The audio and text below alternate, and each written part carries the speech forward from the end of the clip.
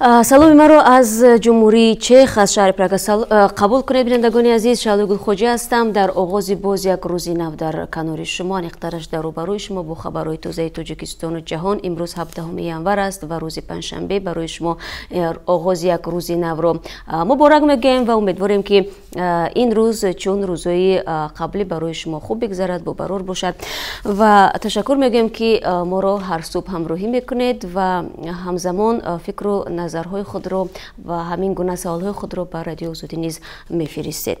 хуб, қабл аз он ки рӯ биёрам ба хабарҳо, чун ҳамеша нигоҳӣ меандозем ба вазъи боду ҳаво. ҳамин ҳоло дар Прага ҳаво гарм аст, 5 дараҷа. интизор меравад ки дар давоми рӯз борони кӯтоҳ муддат биборад ва ҳарорат 7 дараҷаро ташкил бидиҳад. дар Москав, пойтахти Русия, имрӯз низ боридани барфро пешгӯӣ мекунанд. сардӣ 3 дараҷа зери сифр хоҳад буд. дар душанбе обу ҳавошиносон ҳавои софу беғуборро пешбинӣ доранд. қарор аст 14 дараҷа гарм шавад имрӯз. ва акнун нигоҳӣ меандозем ба хабарҳо. имрӯз Сенат палатаи болоии парламенти Қазоқистон қонун дар бораи тасвиби паймони ҳукумати Қазоқистон ва Тоҷикистон дар масъалаи муҳоҷиратро дастгирӣ намуд. хабаргузории Интерфакси Қазоқистон иттилоъ медиҳад ки ин созишнома 14 марти соли 2018 ба имзо расидааст. вазири корҳои дохилии Қазоқистон аснои муаррифии лоиҳаи ин санад дар парламенти Қазоқистон гуфта буд, тасвиби созишнома имкон медиҳад ки ду кишвар табодули маълумотро роҳандозӣ намуда масъалаҳои марбут бо муҳоҷиратро ҳаллу фасл мекунанд. ҳадаф аз ин созишнома ҳамкорӣ дар соҳаи муҳоҷират, ҳимояти ҳуқуқи шаҳрвандони ин кишварҳо аснои зиёрати ҳамдигар ва табодули маълумот будааст. Қазоқистон тасмим доштааст ки ҳамин гуна созишномаҳо бо кишварҳои дигари собиқ шӯравиро низ ба имзо расонад. ҳукумати вилояти мухтори кӯҳистони Бадахшон рӯзи чоршанбе бо ҳадафи рафъи оқибатҳои барфрезии шадид ҷаласаи фаврӣ баргузор кардааст. ба гуфтаи мақомоти ин вилоят, дар ин нишаст масъалаи боз кардани роҳҳо ва фаъолияти муассисаҳои таълимиву беҳдоштӣ мавриди баррасӣ қарор гирифтааст. мақомот гуфтаанд, дар ҷодаҳои мошингарди вилоят 26 тарма фаромадааст. қатъи ҳаракат дар роҳи байналмилалии Хоруғ-Душанбе ки тариқи ин масир вилояти Бадахшон бо маҳсулоти ниёзи аввал таъмин мешавад ва бор аз Чин интиқол меёбад, ронандагони мошинҳои боркашро нигарон кардааст.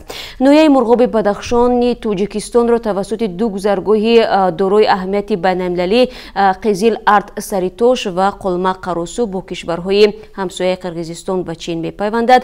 яъне қисми асосии шоҳроҳи байналмилалии мошингард ки Тоҷикистонро бо кишварҳои бузург ва бандарҳои обӣ мепайвандад тавассути ин ноҳия мегузарад. ҳар сол ба ҳисоби миёна аз 8 то 10 ҳазор мошини боркаш гузаргоҳи байналмилалии Қолма Қаросуро убур мекунанд. одатан роҳбандӣ дар вилояти мухтори кӯҳистони Бадахшон як қатор мушкилоти иҷтимоӣ аз ҷумла болоравии нархи бархе аз маҳсулоти хӯроквориро дар пай дорад.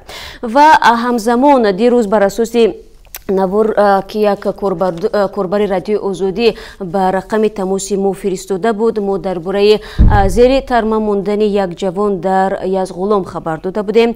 ҳамин гуна шоми дирӯз чанде аз корбарони Радиои Озодӣ аз ҳар минтақаи Тоҷикистон барои мо аксу навори барфрезиро фиристоданд ва мо дар барномаи хабарӣ бар асоси маводҳои фиристодаи шумо матлаби пешниҳод хоҳем кард. аз инро моро пайгирӣ кунед ва ҳамзамон ташаккур мегӯям ки шумо барои мо аксу наворҳоро мефиристед.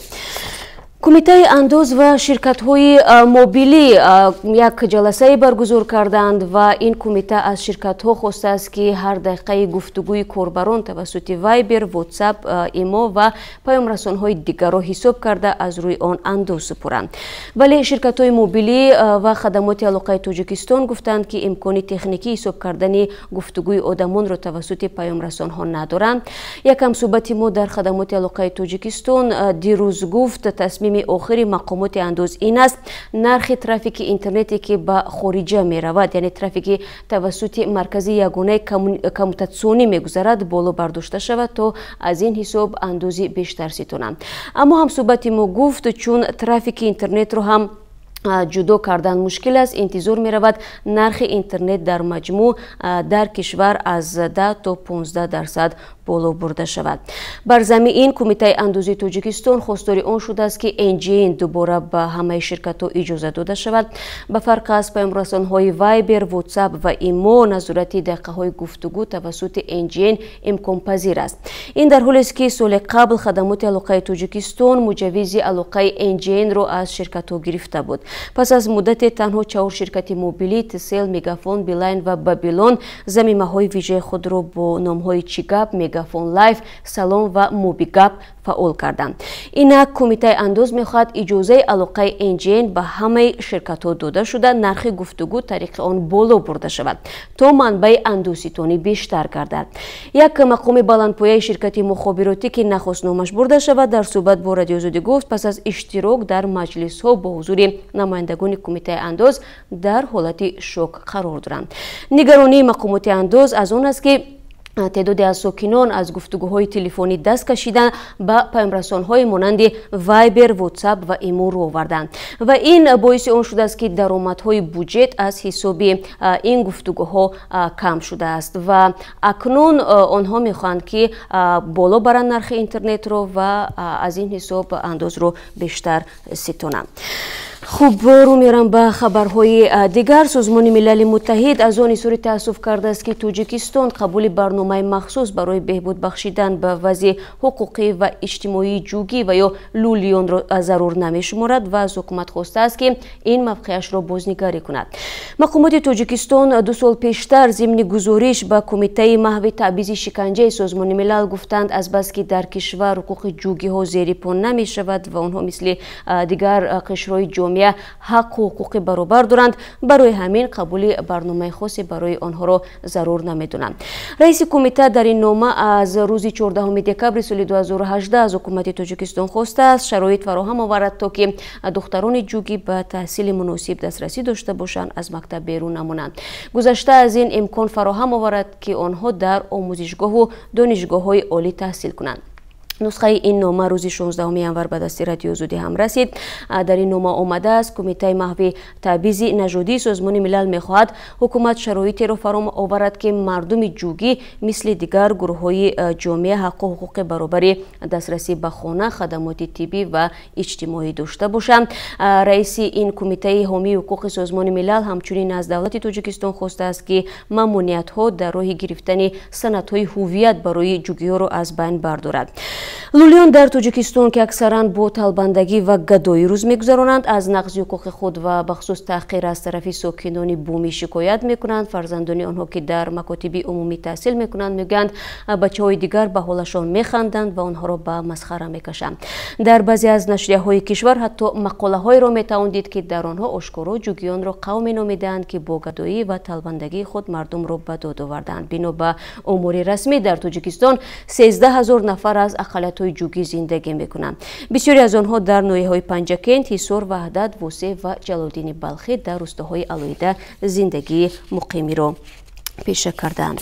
خوب اکنون رو میاریم به خبرهای بین المللی. 4 امریکایی از جمله 2 سرباز و 2 شهروند ملکی همراه با چند تن دیگر از یک ترکیش مرگ طلبانه گروه دهشت‌افکن دولت اسلامی در شهر سوریه کشته شدند و چند کسی دیگر زخم برداشتند. این خبر را ستاد فرماندهی امریکایی تصدیق کرد. یک گروه نظیر حوادث سوریه گزارش می‌دهد که حمله در نزدیکی شهر منبیج سوریه رخ داده. در مجموع 16 کس به هلاکت رسیده است. حمله در یک آشخانه کناری بازار مرکزی به وقوع پیوسته است. یک شاهد واقع در صحبت با خبرگزاری رویترز گفت که در این آشخانه ملاقات نظامیان آمریکا با اعضای شورای نظامی شهر منبیج جریان داشت. رهبران آمریکا حمله را محکوم کردند ولی در عین زمان تاکید نمودند که بیرونشوی نیروهای آمریکا از سوریه ادامه خواهد داشت. شهر منبیج آخر ماه دکمبر تحت نظارت حکومت سوریه قرار گرفت. چند روز پیش از این پرزیدنت آمریکا دونالد ترامپ اعلان کرد که نیروهای آمریکا از قلمرو سوریه خارج میشوند. رهبر پیشین پنتاگون جیم میتیس به نشان اعتراض علیه این تصمیم از مقامش استعفا داد. چند منصبدار دیگری وزارت دفاع با پیروی از میتیس از مقام رفتند. مخالفین ترامپ میگویند که خروج عاجل نیروها دسته‌های مسلح کرد را که همراه با آمریکا علیه داعش جنگیدند تحت خطر قرار می‌دهد. ترکیه بارها گفته است که علیه کردهای محلی که انقره آنها را تروریست می‌شمارد عملیات نظامی آماده میکنند. در ازبکستان باشد از 14 ینور امسال شبکه‌های اجتماعی فیسبوک، فکانتاکت و صفحه یوتیوب دوباره دسترس شدند. به اطلاع رسانه‌های ازبکی تا حال واردشوی به شبکه‌های مذکور تنها با VPN و فیلتر شکن‌ها امکان پذیر بود. تمام شرکت‌های فراهم کننده اینترنت در ازبکستان نیز تصدیق کردند که شبکه‌های اجتماعی در این کشور بدون فیلتر شکن‌ها دوباره دسترس شدند. دسترسی به فیسبوک در ازبکستان ماه سپتامبر سال گذشته محدود شده بود. دیرتر یوتیوب نیز دستنورد شد. قرار است پرزیدنت ازبکستان شوکت میرزیویف روزهای 20 تا 22 ینور از آلمان دیدن کند. برخی کاربران ازبک میگویند دسترس شدن شبکه‌های اجتماعی به این سفر به واسطه ربط دارد. در قرقیزستان باشد پیشنهاد دارند با برگزاری همه‌پرسی معیار مقام رسمی زبان روسی از کنستیتوسیه برداشته شود. این یکی از پیشنهادهای کمیته اجرایی قرولتای نیروهای جمعیتی سیاسی و مهمپرستی قرقیزستان برای رفراندوم وارد کردن تغییرات به سرقانون است. زبان روسی برای ما ضروری است، اما همچون یکی از زبان‌های دارای اهمیت بین‌الخلقی، به خاطر آنکه وقتی ما در خارج هستیم با این زبان گفتگو کنیم.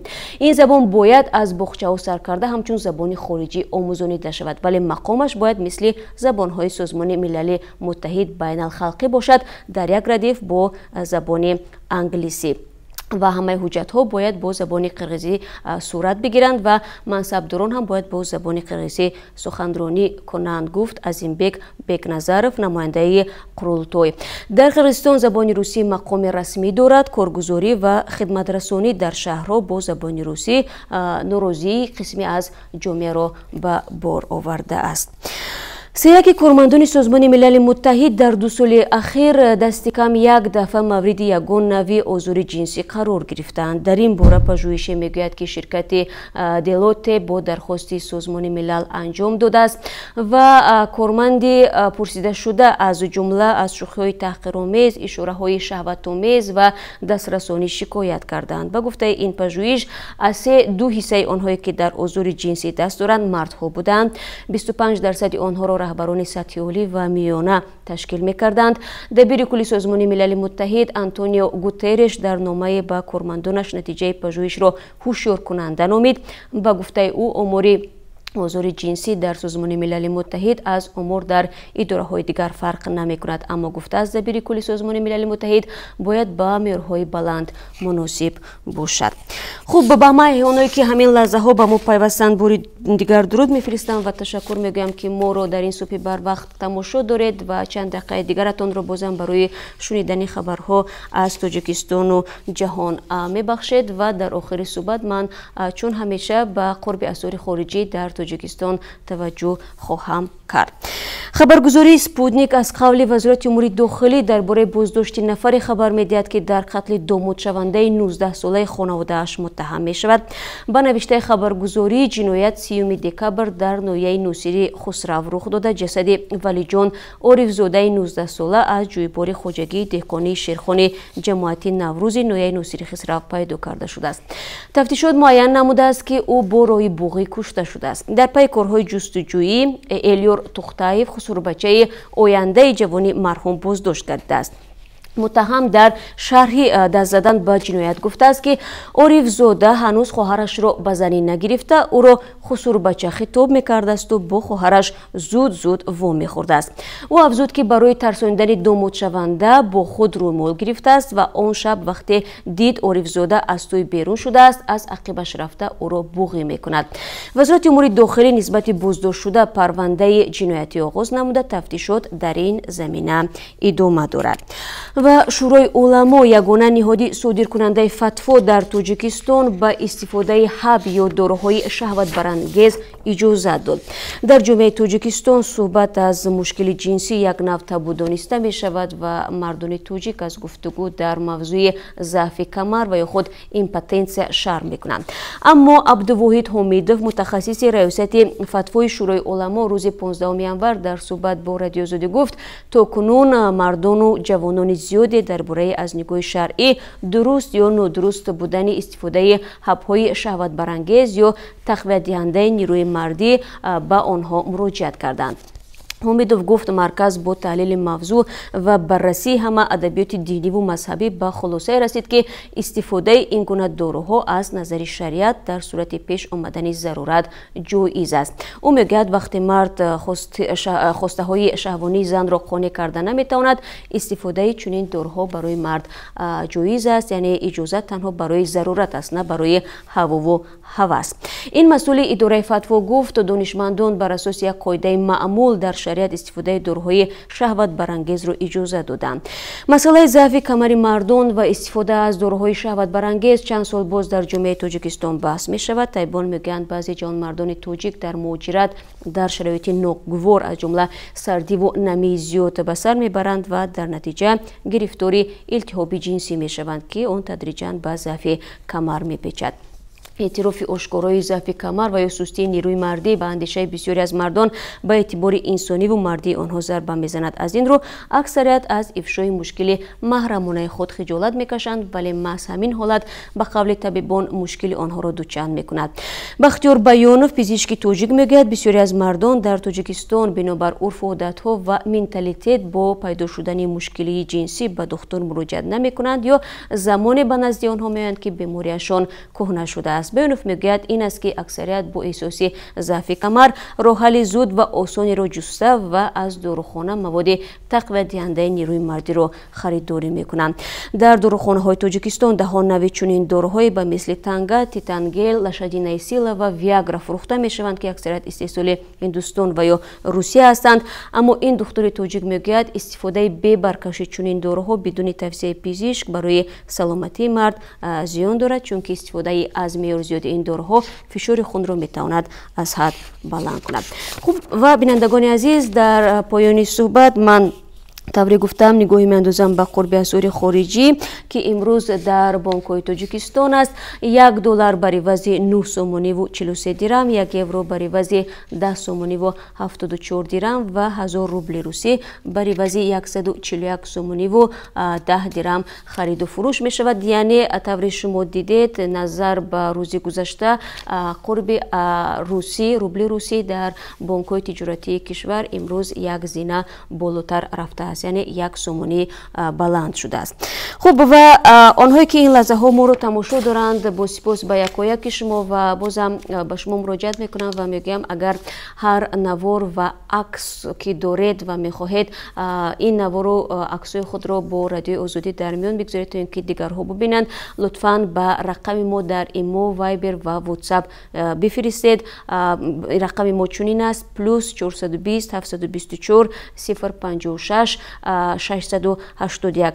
من یادرس می شوم که این رقم ما برای تنها صحبت های خطی است، یعنی برای عکس و نوار است. و وقتی که شما مواد خود را برای ما فرستادید و ما دیدیم که این نوار و عکس واقعا مهم هستند، ما با شما تماس میگیریم و تفصیلات در این باره از شما خواهیم پرسید. و چون نفران شما درباره وضعیت فعلی شهرت الفاتف در روسیه میپرسید که در نتیجه فرو رفتن بنا در ماگنیتوگورسک جراحت برداشته بود، باید بگم که مسئولان مقامات تاجیکستان در شهر ماگنیتوگورسک میگن که وضعیت او رو به بهبودی آورده است و او علاقه مستقلانه خودش خوراک میخورد و تا چند مدت هم دستگاه نفس کشی سونی از او گرفته می شود و خودش کوشش میکند که مستقلانه نفس نفس بکشد و به گفته مقامات تاجیکستان حالا یگانه مشکل این است که او تا هنوز درباره مرگ همسر و 3 طفل خردسالش نمیدوند و قرار است که در هفته جاری پدر و مادر او به نزدش بروند و این خبر متیش رو به او برسوند. به هر صورت ما درباره این خبر معلوماتی بیشتر که پیدا کردیم ما حتما خواهیم گفت و هر خبری که مربوط به مهاجرت می شود ما یکم شده برای شما می رسونیم. از این خاطر برنامه های رادیو آزادی رو پیگیری کنید و فراموش نکنید ساعت 1 با وقت پراگ ما برنامه خبری داریم که طور وعده دادم یکی از گزارش‌های ما بر پایه عکس و نواری شما عزیزان خواهد بود که شما از منطقه تاجیکستان درباره نتیجه‌های برفریزی شدید برای ما فرستادید. با امید همکاری بیشتر من شما را در پخش بعدی مستقیم منتظر می‌شوم.